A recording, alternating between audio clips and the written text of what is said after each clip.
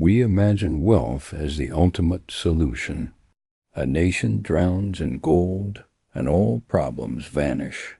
But history tells a different story. Spain found more silver than any empire in human history, and it destroyed them. They didn't collapse because they were conquered. They collapsed because they went bankrupt. This is the story of how an empire drowned in its own treasure. This is the story of how the ledger killed a superpower. The year is 1556, and Spain stands at the summit of human power. King Philip II inherits an empire where the sun literally never sets. His dominions stretch from the Philippines to Peru, from Sicily to the Netherlands. Spanish soldiers are undefeated on European battlefields. Spanish ships rule the Atlantic. Spanish priests claim they carry God's will across the oceans. The throne room in Madrid glitters with American gold. But in the royal treasury, a different reality is taking shape. The vaults are empty. A kingdom is bleeding cash faster than the galleons can carry it home. Philip II is not the master of the world. He is the world's most indebted man. To understand this financial catastrophe, we must travel back 11 years earlier to a frozen mountain in the clouds. The location is Potosí in modern-day Bolivia. The year is 1545. The elevation is 13,000 feet, where the air is so thin that men gasp just standing still. An indigenous worker named Diego Gualpa is chasing a runaway llama up a barren slope. He slips. He grabs a bush to catch himself. The roots tear free from the rocky soil. And there, gleaming in the exposed earth, he sees it. Pure silver, not a vein, not a deposit. An entire mountain of silver ore. The Spanish conquistadors arrive within months, and Potosí transforms from wilderness into one of the largest cities on earth. By 1600, it has a population larger than London or Paris. It becomes the beating heart of the Spanish economy. Tens of thousands of indigenous laborers are forced into the tunnels under the Mita system, a legalized enslavement dressed as civic duty. They descend into darkness for week-long shifts, breathing toxic dust, hauling sacks of ore on their backs. The mountain earns a nickname among the workers. They call it the mountain that eats men.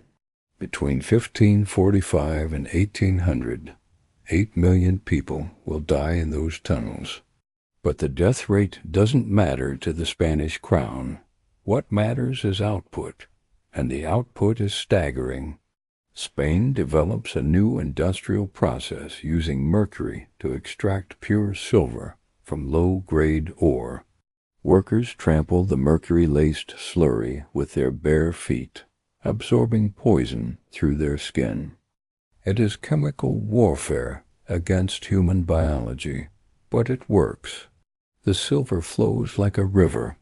Between 1550 and 1800, the mines of Potosí in Mexico produce over 150,000 tons of silver.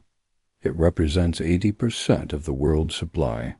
It is the largest transfer of mineral wealth in history. Twice a year, the treasure fleets gather in Havana.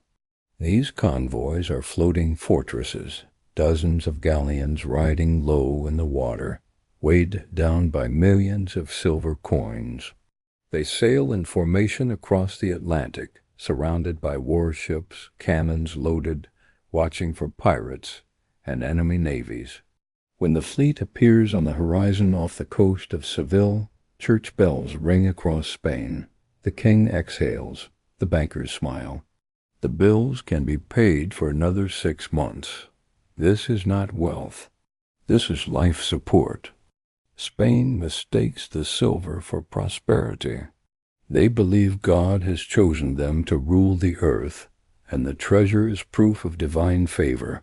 But they are confusing money with wealth. Money is just paper and metal, a tool for exchange. Wealth is productive capacity. Wealth is farms, factories, and skilled workers. Wealth is the ability to create things people need. Spain has infinite money flooding in, but they are about to stop creating anything at all. The silver is a drug, and Spain is about to overdose. Imagine you are a cobbler in Seville in the year 1550. The treasure fleet has just arrived. Sailors pour into the streets with pockets full of silver coins. Nobles are spending. Soldiers are celebrating. Everyone wants to buy your shoes. So you raise your prices. Why wouldn't you? The baker does the same. The weaver does the same. The landlord doubles the rent. This happens everywhere, all at once. Economists call it the price revolution, the first major inflation crisis in modern European history. Between 1500 and 1600, prices in Spain rise by 400%. Let that number sink in. In a single century, everything becomes 4 times more expensive. In the medieval world, prices had been stable for generations. A loaf of bread in 1400 cost the same as a loaf of bread in 1500, but now the currency is broken. A Spanish peasant discovers that even though the country is flooded with silver, he can afford less food than his grandfather could.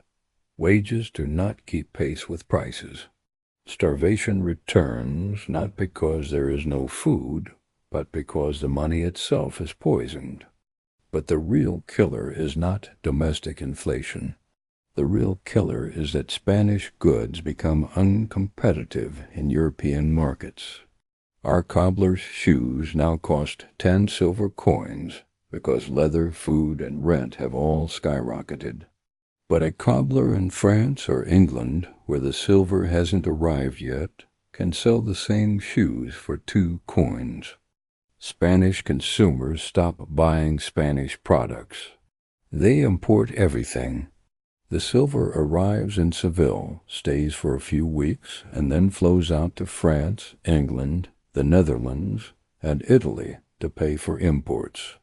Spain becomes a funnel, doing all the work of extraction and shipping, only to hand the wealth to its rivals. As saying emerges across Europe, Spain is the mouth that receives the food, but chews it for the rest of Europe. French merchants laugh and say, everything is dear in Spain except silver. Spain is bleeding out in real time, but the elites don't notice because the ships keep coming. They are living in a mirage. The culture begins to rot. In England and the Netherlands, merchants are building factories and financing trade expeditions. But in Spain, commerce becomes shameful. The ideal Spaniard is the hidalgo, the minor noble who owns land, does no work, and lives on a government pension. Labor is for peasants. A true gentleman lives off rent or royal favor. Spanish literature of the era is filled with these characters. Impoverished nobles starving in the streets, too proud to work, polishing their swords and pretending to be wealthy. While the Dutch invent the stock market and the English improve crop yields, Spain builds cathedrals and buys velvet capes. The economy is a facade. It looks golden on the outside, but inside it is hollow. There is no production. There is no innovation. There is only the wait for the next fleet. And the entire stability of the empire rests on wooden ships crossing an ocean full of storms and enemies. King Philip II inherits this ticking time bomb in 1556, and he immediately makes it worse. He is not content to be rich. He wants to be the sword of God. He believes it is his divine mission to defend Catholicism against Protestant heretics and Ottoman expansion. This means war, constant, ruinous, expensive war. He fights the Ottomans in the Mediterranean, culminating in the massive naval battle of Lepanto in 1571. He fights the French for control of Italy. But his greatest bleeding wound is the Netherlands. The Dutch provinces rebel against Spanish rule in 1566. Philip sends an army to crush them. The conflict becomes the 80 Years' War, a logistical nightmare that drains the treasury for generations. Spain has to march 70,000 soldiers from Italy through the Alps into the Netherlands and keep them fed, armed, and paid thousands of miles from home. Because Spanish industry has been gutted by inflation, they cannot even manufacture their own weapons. Spain buys gunpowder and cannons from foreign merchants. Sometimes they buy arms from the Dutch themselves. Spanish silver is funding both sides of the war. The absurdity is complete. Philip also becomes obsessed with England. Queen Elizabeth is a Protestant heretic, and her privaters, men like Francis Drake, are robbing Spanish treasure ships. In 1588, Philip launches the Armada, the largest and most expensive naval force ever assembled. It costs millions of ducats. 130 ships, 30,000 men, thousands of cannons. But Philip doesn't pay for the Armada with silver he has. He pays for it with silver he hopes to receive.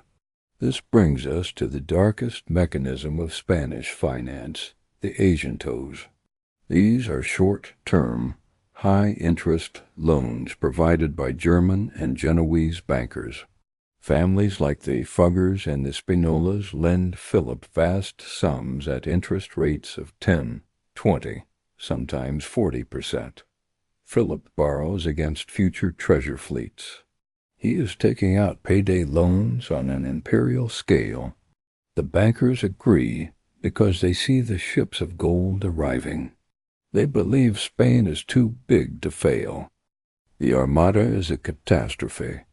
It is not defeated by superior tactics. It is defeated by weather. Storms batter the fleet. Ships are smashed against the rocks of Scotland and Ireland. Half the Armada sinks. Thousands of sailors drown. The cannons rust at the bottom of the ocean.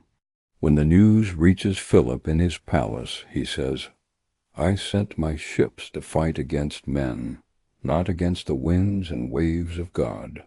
But the bankers don't care about God's winds. They want their money. The debt remains, and the interest keeps compounding. Spain is now on a treadmill it cannot escape. By the 1570s, the interest payments on the national debt exceed the entire tax revenue of the Spanish Empire. Every peso collected in taxes, plus every ounce of silver from America, is not enough to pay the interest on what Spain owes. They are not paying down the principal. They are drowning. Philip has mortgaged the future for 3 generations. He sells noble titles. He sells the rights to collect taxes. He squeezes the peasantry until they starve. But it is not enough. The bankers in Genoa effectively own Spain. The silver arrives in Seville and is immediately transferred to Italian ledgers. Spain is just a shipping company for its creditors. The breaking point comes in 1557. The wars have drained every vault. The treasure fleet is delayed by storms. The bankers refuse to lend another coin. Philip II issues a royal decree. He suspends all payments to creditors. He declares sovereign default. It is a financial earthquake. In Antwerp and Genoa, banks collapse overnight. Wealthy families lose everything. The credit markets of Europe freeze. It is the 16th century equivalent of the 2008 financial crisis, but caused by one man's signature. But the tragedy is that it doesn't stop the spending. Spain is addicted to war and addicted to imports. They have to keep borrowing. After the dust settles, the bankers come back, but now they charge even higher interest to account for the risk. The debt spiral accelerates. Spain defaults again in 1575, again in 1596, again in 1607, 1627, and 1647. It becomes a generational pattern. Borrow, spend, crash, repeat. The impact on ordinary Spaniards is horrific. When the king cannot pay his soldiers, the soldiers mutiny. In 1576, unpaid Spanish troops sacked the city of Antwerp, their own city, in an orgy of violence called the Spanish Fury. The financial center of Northern Europe burns. The Dutch fight harder for independence. Spain is eating itself.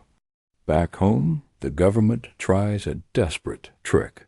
Since all the silver is flowing to foreign bankers, there is no money left for daily commerce inside Spain. So the crown begins minting coins made of copper, called vellon. It is junk money with no intrinsic value. The king forces people to accept copper coins at the value of silver. It is a hidden tax, a silent theft. The result is hyperinflation on top of the existing silver inflation. Prices swing wildly. People hoard silver and refuse copper. The economy splits in two. The rich deal in silver. The poor are left with worthless tokens. The middle class vanishes. By the mid-1600s, the Spanish century is over. The mines of Potosí begin to run dry. The veins thin out. Production declines. But Spain has spent 100 years buying instead of building. They have no wool industry like England. They have no banking system like the Dutch. They have no luxury manufacturing like France. The cities of Castile empty out. Fields lie abandoned. Population falls. Spain descends into a long, humiliating decline. The empire that once owned half the world becomes known as the sick man of Europe. Meanwhile, the countries that received Spain's silver use it wisely. England and the Netherlands take that capital and invest it. They build merchant fleets. They fund scientific research. They establish the stock exchange. They realize the ultimate truth. Wealth is not the metal you dig from the ground. Wealth is the productivity of your people. The Dutch use Spanish silver to build the ships that dominate global trade. The British use Spanish silver to spark the Industrial Revolution. Spain is the conduit through which the wealth of the Americas flows to create the modern world, leaving Spain itself gutted and empty. The final payment on Spain's imperial debts is made in the 20th century. Think about that. The loans taken out to fight wars in the 1500s are still being serviced 300 years later. Sovereignty is solvency. When you lose control of your balance sheet, you lose control of your destiny. Spain's soldiers were brave. Spain's priests were devout. Spain's explorers were daring, but none of it mattered. The ledger always wins. Spain drowned in gold. They thought they were blessed by God, but they were cursed by easy money. This is the resource curse in its purest form. Whether it's silver in the 16th century or oil in the modern era, unearned wealth severs the link between work and reward. It creates the illusion of prosperity while the foundation crumbles. Spain stopped producing and started consuming. They stopped innovating and started importing. They stopped building and started borrowing. And when the silver ran out, there was nothing left. The empire collapsed not with a bang, but with a ledger entry, bankrupt, insolvent, foreclosed. The lesson is carved into history. You cannot import prosperity. You cannot borrow your way to greatness. You cannot print wealth. Real power comes from what you build, what you grow, what you create. The Spanish Empire had all the gold in the world, and it wasn't enough, because gold is not wealth. Gold is a drug. And Spain overdosed. If you want to understand how empires rise and fall, how money moves the world, and how the ledger decides the fate of nations, subscribe now. Because history doesn't repeat, but the balance sheet always does. We'll see you in the next one.